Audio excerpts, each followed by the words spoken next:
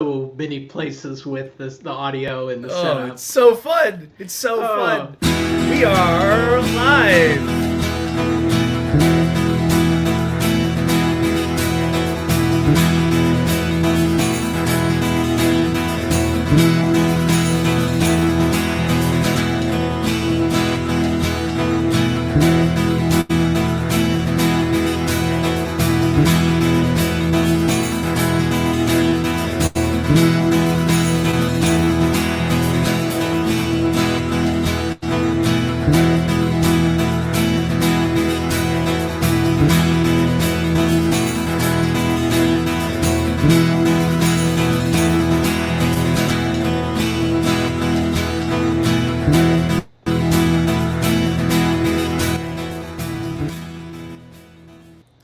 Ooh, the fade out. That was new. I like that. That was fun. Hello, everybody. My name is Dan Russo.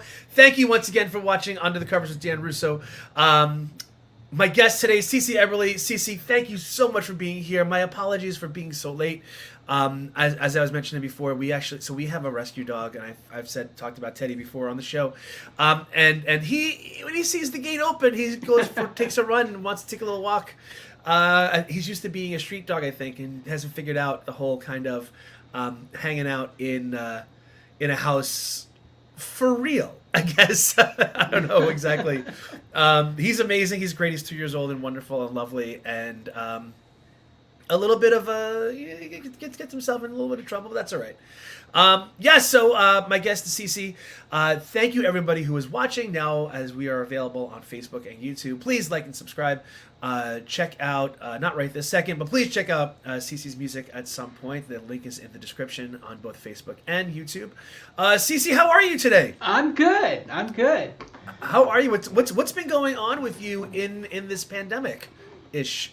Well, it was good to have a reason, to put clothes on today. Right. Basic. It's not just pajamas day, is that? Yeah. It's been really strange. Work has been intense in my day job, and I've done a few shows, maybe 1 hour shows, where I played to the closet door. You're 2 feet away and doing my best visualization of an audience. I always find it's such an interesting thing talking to people about playing shows online, in which it's, there's that interaction, that the real humanity that's missing. Yeah. And I cannot wait to go play in a room again, which is, with people in the same room. I feel like there's a huge thing missing there. How have you found playing the internet shows? Have you changed what you do in a normal show, or has it become something different? I don't know. I find I'm playing less. I'm less drawn to it. I'm a super fan of shows too. I love to go hear people live and head out, but my attention span after a day of Zooming is nil. So a lot of great musicians I really love are doing shows. And I notice people who do them weekly are really, you could watch people get better and better and better. And that was really fun. I mean, in the beginning, there were a lot of laundry pile shows, I like to call them. I like that laundry pile. Just throw everything on and see what happens. Yeah, well, no. Or are you talking about people's laundry in the background? People's laundry in the corner of their bedroom shows, which are fine. I mean, I did one from a second bedroom, and it was way too. I realized that what I like when I see a show is some space behind. So at least like it's something you're missing. You're missing that. Yeah. And I find it so interesting too. Like that Zoom fatigue is real. Yeah. And in your let's call it your day job, your first job, as opposed to this being your second job. Do you find there's more of a exhaustion or more of impatience with? I feel like that Zoom fatigue has those two separate kind of. It's a little bit of both, because you're waiting. I like I'm a banterer, and I like conversations that ping pong, and that kind of just goes away. And in a big crowd, you're waiting to get your turn in, and there are some of the technologies vary. Some are better at overlapping. In some ways, the old-time conference phone call is, I think, more effective, because you can there's this give and take vocally when you're competing to jump in with a Okay. with a great idea, right? And someone backs off and somebody just gets louder, and someone wins in a group conversation. And we're all really attuned to it, though we don't really know it, and that goes away totally in Zoom. So now the re-socializing is going to be the trick now. Jumping into I'll be sitting in a meeting silent until I get 2 seconds of silence. And say, okay, Right, and then because you don't know whether it's the connection that's the problem or the somebody else is just having. You just keep it on going. It doesn't know when they're going to stop. You can't always like tell from their body language or the whole body language thing. I use my hands and I get all animated and no one. And but in real meetings now, I'm gonna do things like give them the old. Oh, excuse me, I was on mute. I just said some unkind things. I was on mute. You. I'm sorry. Yeah, I couldn't. I can't hear you. I don't. Yeah, it's amazing. And the other thing is, I'm not going to sit here fixing my hair every 5 seconds either. Like. Yeah. Well, looking at they say part of the fatigue is looking at yourself so much. Oh, I believe it 100%. Yeah. So I don't know. It's been crazy. It's been a very solitary experience because other than that, the Zoom work, and I really miss the music community. I miss going up to the Burr and back room and knowing I'll see somebody and with a pint or two of Guinness. And yeah, it's the best part. That's the hardest part for me because my kids are grown and gone, and this is a large part of my social outlet is playing music. And I make tens of dollars a year at it. Wow, you're like famous, tens of dollars. I make like 10. I feel like it's great. Yeah. So it's been a crazy time, crazy time. This was interesting because I hadn't done the interactive format. I've been doing these open mics, and I'll sit because some of them go 3 hours, and I would like to stay. I like to sit through them. I feel it's kind of the obligation, and so I have a whole different setup for watching that I do for playing, and I like this integrated setup, much simpler. Yeah, I do too. Do you have a song you want to start off with? Sure. I'll start off with one. I'll just jump in and talk about it afterwards.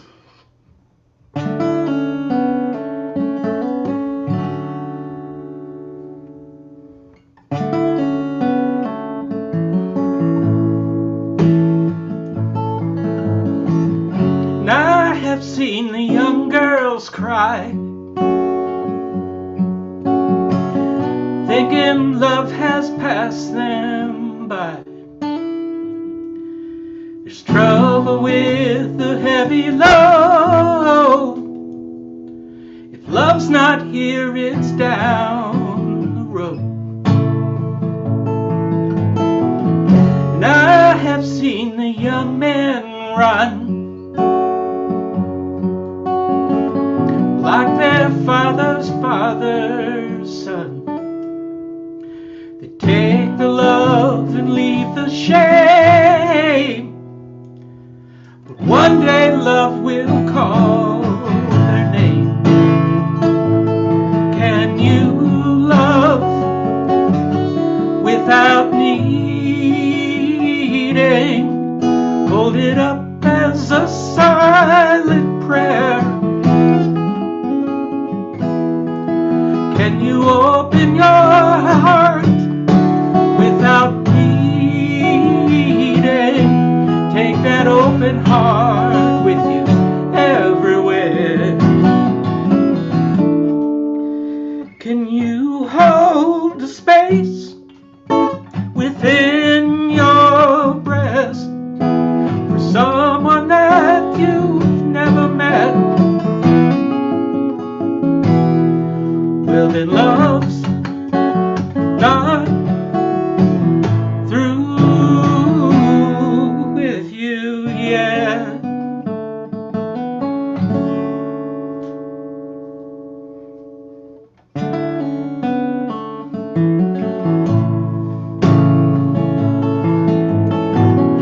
And I have climbed a lover's lane. Felt the joy, I felt the pain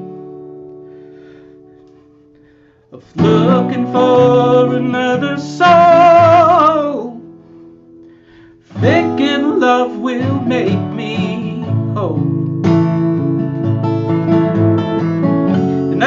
have heard a voice from deep inside saying you were not to blame for love you've tried.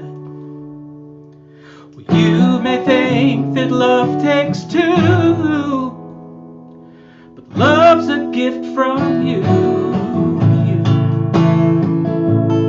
Can you love without needing? Hold it up like a silent prayer. Can you open your heart without pleading? Take that open heart with you everywhere. Can you hold the space within your breast for something that you've never met? Well, then love's not through with you.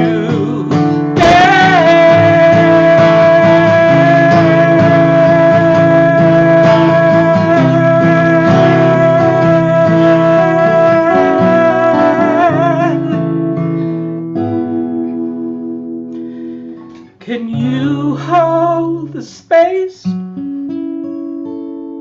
within your breast for someone that you've never met? Well, then love's not through with you. Oh, love's not through with me. Oh, love's not through with us yet.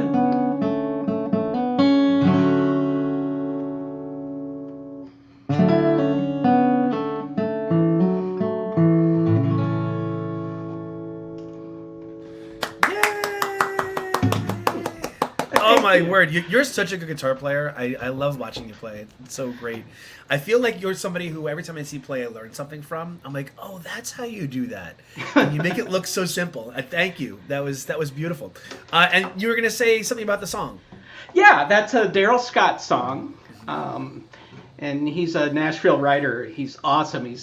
He's done so many things, and I think he's not as known as he could or should be. But I kind of play that one as an ode to my song school community. So I go out every year for 10 years now. I've been going out to Lyons, Colorado, Planet Bluegrass. And those are the folks who they run Rocky Grass, they run the Rocky Mountain Folks Fest. They also run Telluride. They're the same organizer at a different site. So yeah, we go out, and for 4 days before a 3-day festival, we camp with 150 other musicians and 40 instructors, and live without televisions, eat camp food. We're in a beautiful river valley in an old farm in Colorado, cliff wall on one side, and we do clinics all day with awesome instructors. Daryl Scott's one of them, but I remember studying. Mary Gaucher's always an instructor, and I won't name drop, but I should give credit. This is my mind is blown right now. This is like, yes, how do I go? How when do is you it go? going to happen again? It's a lottery. It's the first week in August every Okay. summer, and it is the ultimate community. Now here, there's that equivalent one. I want to say Swan something that people go to. I would go to open mics, and people come back from that 3-day jam and be exhausted. Right. And the festival, there's a lot of overlap in people. A lot of people go to the festival here in New York, the one that's right before. Yeah, it's become, that's what really got folk music and music in general back into my life. I'd given it up for years and years. So I've been playing guitar since 68. I want to go for the oldest person. I want the oldest person on the show record. So far, I believe you have it. I'm not going to ask, but it's just. Well, let's just say I was born in the year of Sputnik. You're born in the year of Sputnik. So Awesome. if you're a space historian, you know how old I am. We actually have had space historians on the show before. We had a friend of mine from England who was it's so interesting. He's grew up in London. He stayed in London. He is the biggest NASA geek that I've ever seen. It's amazing. And he was on the show a couple months ago, and it was great. We talked about NASA for a while. It was super fun. Yeah. Yeah. So anyway, the whole Rocky Mountain thing it was what got me to Boston, knowing musicians.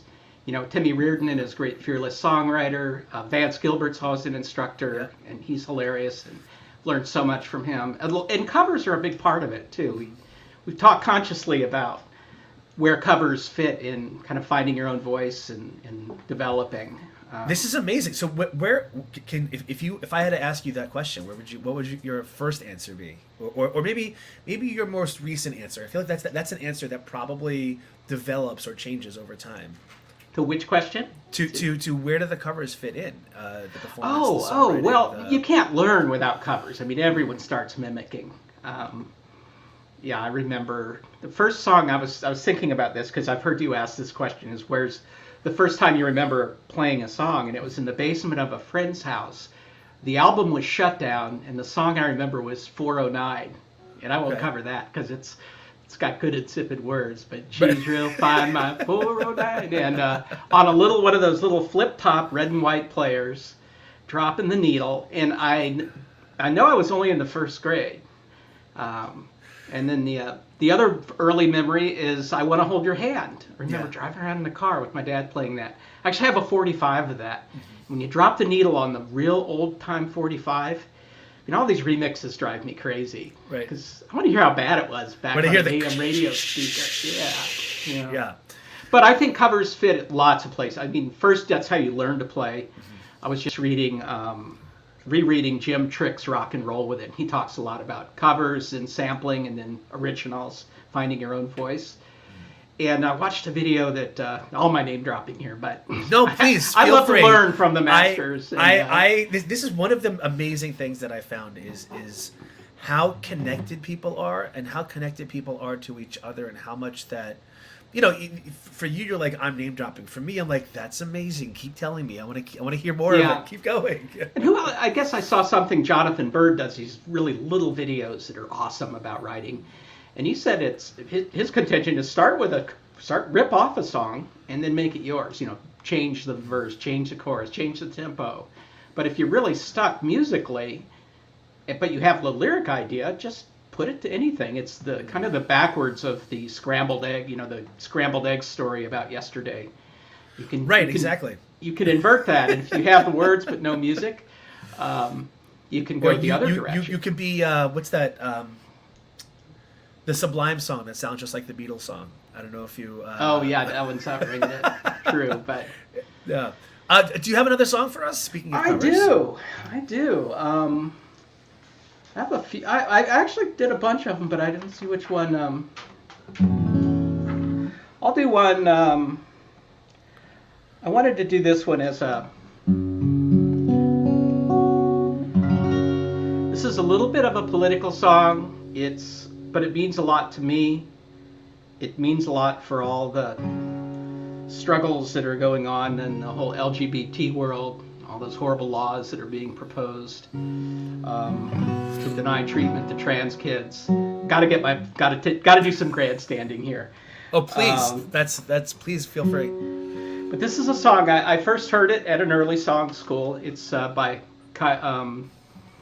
Coyote Grace, which is Joe Stevens and Ingrid Elizabeth were a group about. They've split and formed into different groups, but this song always struck close to home. I was living about 60 miles south of Laramie, and that's the name of this song.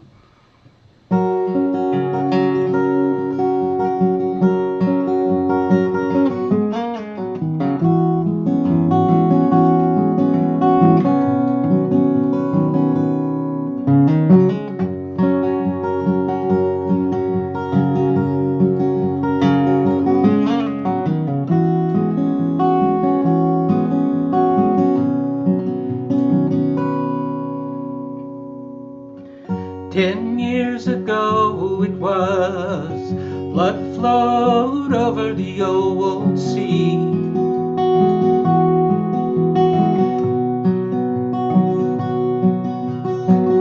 October never was so cold, for a boy down in Laramie.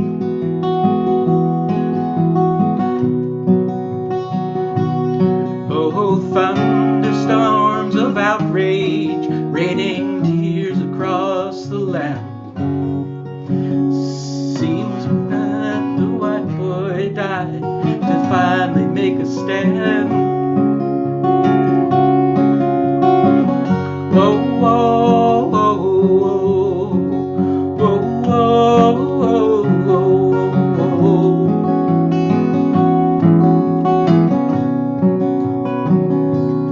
Would you give your life to be something beautiful and free? It could have been you, could have been me in Laramie.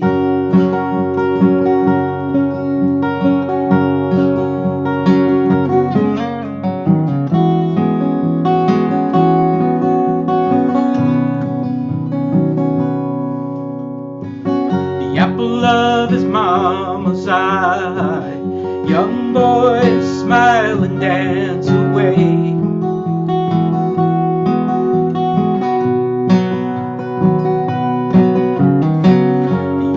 Of his beautiful life eclipsed too soon on this day.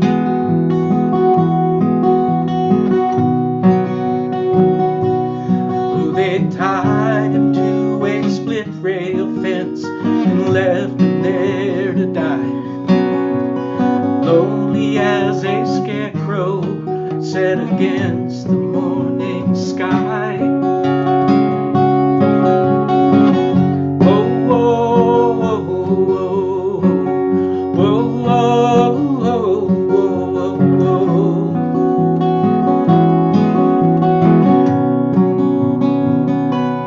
Would you give your life to be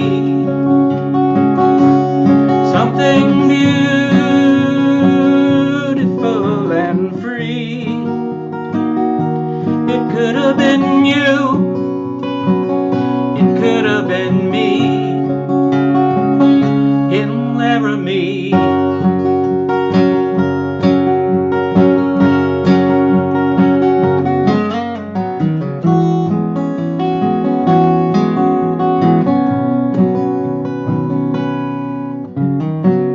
10 years ago it was.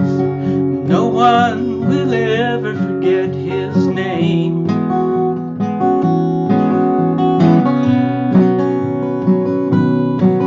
For the gospel of the shepherd boy, living truth that we are all the same.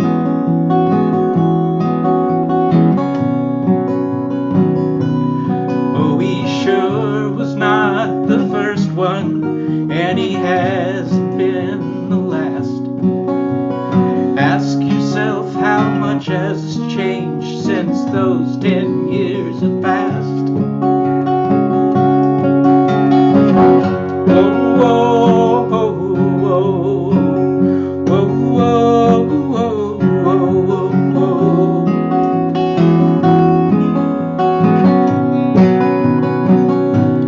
Would you give life to be something beautiful and free? It could have been you, it could have been me in Laramie.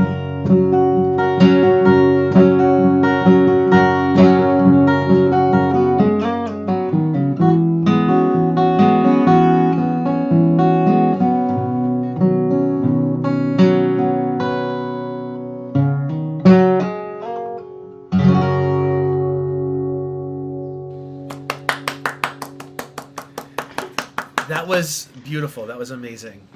Yeah, that song Thank you so always much. has hit me, and that's the real part of doing covers is that you own the song. You don't. It's not a mimic. It's you gotta.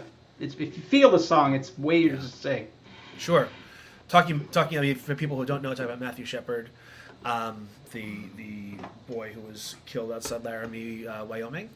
And in the song it says 10 years ago, but it's now 20 years. I was gonna 21 say it's years 20 ago. years. 21. Yeah. Okay. So Or 22. It was right. It was months before I moved to Fort Collins, Okay. Colorado, and yeah. So when you feel a cover like that, and the other interesting thing, the covers brought this up, and I throw it out as a song point is, again, I'll drop another teacher I love from song school, Amy Speece, but she was kind of talking about singer-songwriter, and I like that term, performing songwriter, because if you're a songwriter, you keep wanting to fiddle with the songs, and every time you play them, say, I'll leave this verse, I'll drop that, I'll change this word, and at some point you burn it onto a CD. It's not really yours to change anymore, and then you become, for your own songs, you become a cover artist.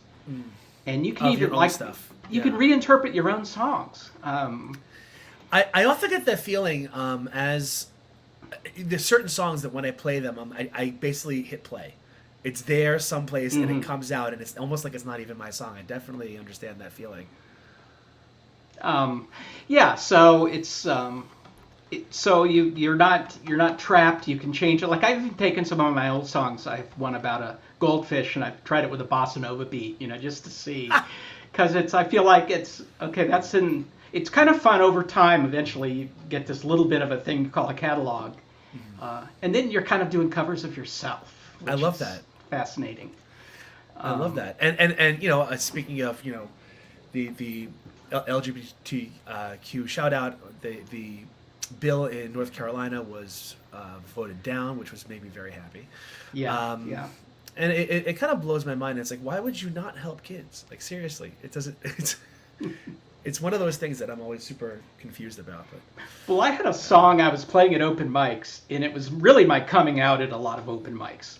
For anyone watching, I'm trans, and when I got here, I started playing mics, and I didn't advertise that, right? So I came out with a song called "Illegal in North Carolina," and that's when the bathroom bills were going through, or trying to go through, before they rescinded it. And I realized, I think, with this round, that it is really not okay to rap whole states, because who you're leaving out and who you're hurting are those people fighting the good fight in the states, in Texas, the LGBT people, the trans kids, the trans parents who are just warriors fighting for the rights of their children. And so I thought I'd keep writing new verses with every next outrageous thing that happens, and I realized I really, that's a little broad brush. It's not a very happy song, it's an angry song, which is fine in protest songs. But yeah, so it's, but I do have a hard stop at 1, so we got. I know, that's what I was making sure. I was kind of keeping my eye on the clock here. And for everybody who has not seen, I put CiCi's places to check out all of her music in the comments. You can check out CiCiEberlemusic.com. You can check out her Facebook page. I put the Spotify link in there too for your new record, which just came out. And I know that you have about 2 minutes left. So in these 2 minutes, I'm going to say, please, can we make sure that we reschedule you as soon as possible? I would love to. I feel like I would love to sit here and have another hour-long conversation with you. And I do apologize again for my tardiness. And thank you so much for being so cool about it. No, it's just the way it is. I understand. I was really glad you found the dog and everything's okay. Yeah, no, it was, and as we drove around the block, and it ended up being like in the neighbor, like at the corner, it's like in the backyard. Great. Luckily, it's all good. So these are scary times, because I know you always hit your gigs. I try. Anyway, I try. But thank you thanks for having me. And oh my word, thank you so much, and I cannot wait to see you again, whether it's in these boxes here or someplace else in the near future. You're amazing. Thank you. Thank you so much. Yes, thank you. See you soon. Bye bye. All right, bye.